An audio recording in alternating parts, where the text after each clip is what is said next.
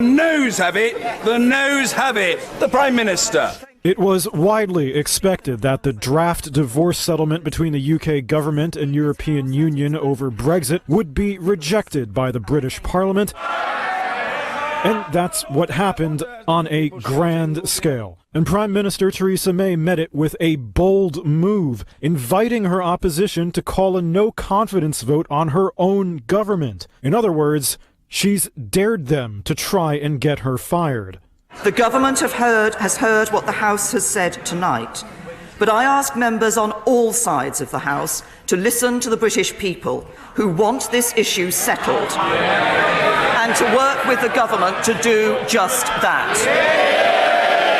And the Labour Party accepted the challenge. The vote's on Wednesday. The result of tonight's vote is the greatest defeat for a government since the 1920s in this House. The deal the Prime Minister has been pushing for months lost with 202 votes versus 432, rejected by both hardliners and pro-EU lawmakers.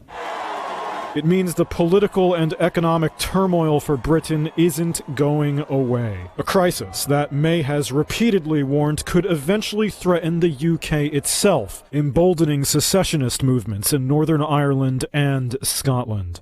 This was the scene outside as the main debate and vote got underway. That is the test history has set for us today. If she survives the confidence vote, May will have until Monday to tell lawmakers what she plans to do next. So what could that be? She might decide to go back to Brussels and try to get more concessions for yet another Brexit vote in the future.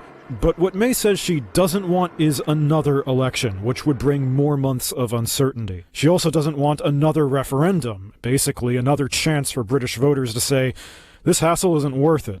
Polls suggest a majority of Britons would now vote against Brexit, unlike the original vote in 2016. If the polls are wrong, it could bring the government right back to where it is now. But then, this is a saga that's already had a lot of twists.